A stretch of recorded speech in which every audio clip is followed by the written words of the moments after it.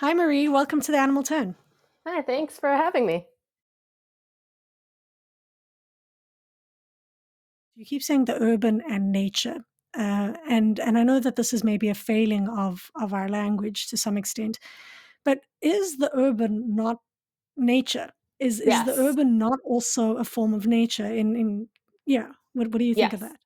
It's the word Mm, that pops into our head immediately. It's We think of urban and nature. It's this divide, which is actually one of my biggest things if we're talking about like what my research is about, what my interests are in, is this idea of categorizing, of always having to have a name for everything, of saying, okay, this animal fits into this category, that animal fits into that category. Even people, we do it with people.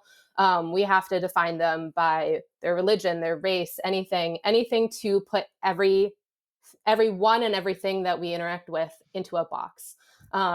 So yes, I keep mm, saying nature, and I'm like, I have to think. I know there's better terms for it, and I know there's better ways to identify it, but um, I mean, I come back to it all the time. I make that mistake myself all the time, as you're seeing in this podcast. But mm. um, yeah, No, I mean, so I don't know if it's a mistake, but definitely something to think through a bit more, right? Especially in the terms of like ecological thinking, because I think there's been some urban political ecologists that frame it. So as you framed urbanization as one of the fastest growing spaces, they'll frame it as a really quickly emerging ecology, mhm. which is when I started reading that, my mind was like, "Argh," again, because it's been the way I think is structured along kind of these dichotomies, these ways of framing it as this or Mhm. that, these kind of stark boundaries between places.